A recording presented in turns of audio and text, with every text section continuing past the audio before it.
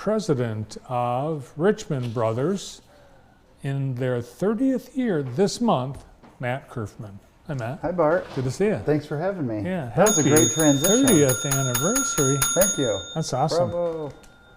That's It's cool. We're very proud.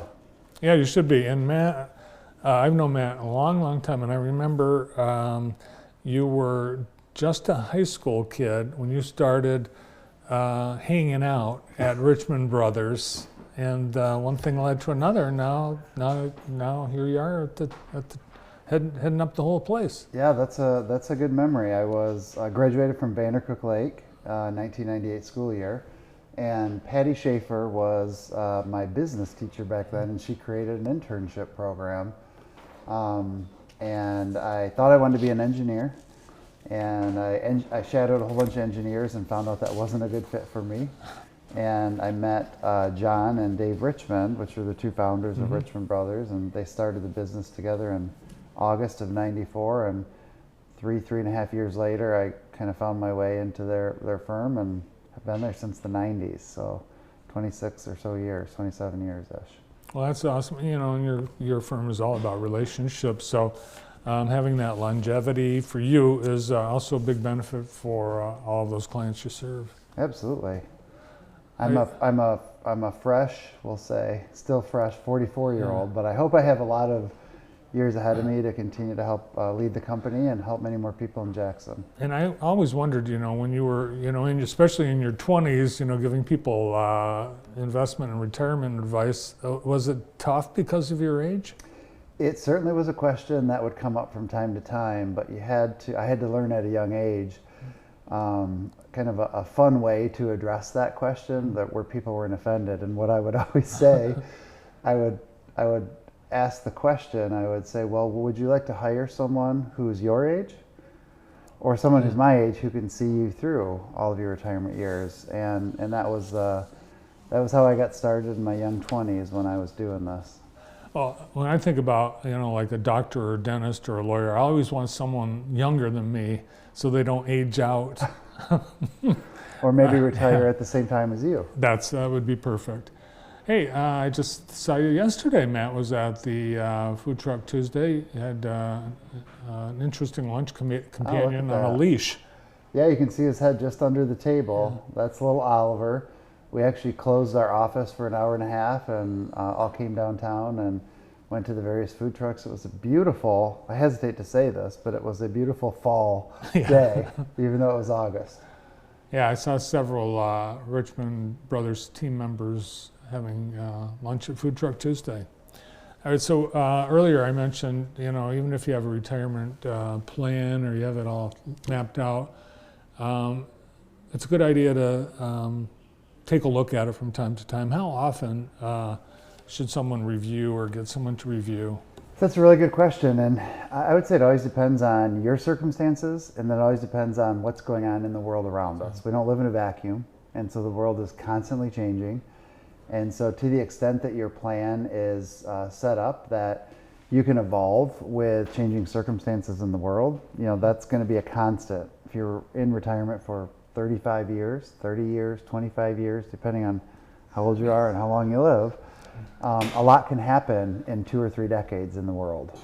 Just 2 weeks ago, everybody panicked when there was a one-day drop in one of the indexes, but you know, that's ancient history now, right? Yeah, 2 weeks later, we kind of wonder, what was that all about? And, you know, headlines, if you go back to those first couple of days of August in 2024, there was one day where you probably saw the headlines that the Japanese stock market had its biggest one-day drop since the crash in October of 1987. So volatility, extreme or wild moves, go through cycles. And when there's more noise and more uncertainty and more headlines dealing with uncertainty, think elections, political candidates, things of that nature. Oh yeah, there's elections this year. You know, that causes spikes in volatility. And the question is, and when you're retired, you don't have a paycheck coming in. So we had a true written retirement income plan up there earlier. And, you know, do you have a plan in place? And what does that mean? Well, you and I were talking on break about Social Security options. Some, very few, less and less these days, are fortunate enough to have a pension as part of their plan. And the rest rely completely on the savings, their 401ks, their 403bs, their IRAs, Roth IRAs, brokerage accounts. So how do you coordinate what's the best draw plan, and what do you do when the market drops? Like, does your portfolio allow for those things? If you had $1 million and the market drops 30%, and you're all in the market, that's 700 grand. Yeah. And you might not like it, but could you tolerate it? That's a question you have to go through the math on. And if not, we need to have a plan that solves for that. And you should have it in writing so that maybe that is forces you to have that stick-to-itiveness. Yeah. Anything. When I go away to a conference, I handwrite my notes, and then I come back and I look through them and I retype them just to kind of keep thinking in my brain. I think it's no different. Yeah. But we don't think of it that way. When we're working, we have one paycheck. And if we're married, luckily or hopefully, we have another paycheck. But that's basically it. That's our income plan. When we're retired and that paycheck stops, the question is, with financial advisors, there's a lot that focus on growth and accumulation and getting you to that point. And we have a small subset in that category, but where we prioritize most of our work is in the category of people who are looking for protection and payouts. Mm-hmm. Oh, yeah, sure. And so that's a very different look at how this all comes together. I see you have a copy of my book here that I brought in. I was just thumbing through this. You told me you had this last time you were here, and I'm reading the chapter. I'm all the way up to market volatility. I'm a speed reader. That's great. 31. I was looking to see, did you write about me in the book at all? You have to keep reading, and then we'll get back together. Maybe it'll be an updated version, but... John Voles, John? Yeah. He wrote a book last year, and he wrote on Facebook to people and said, hey, I just published a book, you're in it. And so he'd sent this to like 40 people. Oh, wow. And it turns out, these 40 people, including me, are in it, but not by name. Ah. So we had to read the whole book. It's like, John. Well, for the sake of confidentiality, any stories, anything, all names are removed in the book. And it's meant to be a book for consumers. And on the chapter of volatility, we talked about there was a funny quote. Well, I find it funny. I wouldn't if I were the opponent of Mike Tyson. The quote is from Mike Tyson, and he said, everyone has a plan until you get punched in the face. Yeah. And I think about market volatility as a pretty good example. Everyone has a plan until it doesn't work. And when doesn't it work? When the market crashes, you think about 2022 and stocks and bonds all drop together. So uncertainty reigns, and it's scarier in retirement because you depend on that money. Yeah. So this book is out there for the public, and actually if you go to our website, richmondbrothers.com, we actually have free digital copies of it. Mm-hmm. If you are so interested in a hard copy in the Jackson community, we would happily get a hard copy. You just have to share your information so we can get it to you. But our website, richmondbrothers.com, and that is out there. It's hopefully a simple read. It's about 120 pages. It's not meant to be completely overwhelming. And I try to write like I talk and try to bring semi-complex topics down to just understandable language.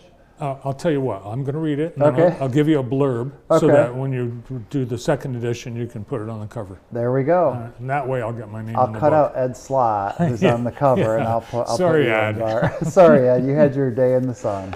Now, you guys, you mentioned you speak. You do speak engagements, and you also bring people in, and you've got something coming up pretty soon, right? Yep, at the end of August on Tuesday and Thursday, I believe it's the 27th and 29th.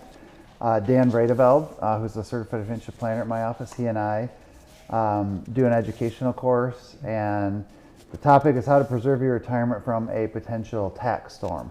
Ooh, tax storm. What do we mean by that? Current tax law is set to expire in 2025, provided Congress doesn't act before that. At this moment, we're uncertain who our next president's going to be, and obviously that could change. But we know that if nothing happens and Congress doesn't act, we already know what tax rates will be. They'll revert back to what they were before, which means they'll be higher than they are now.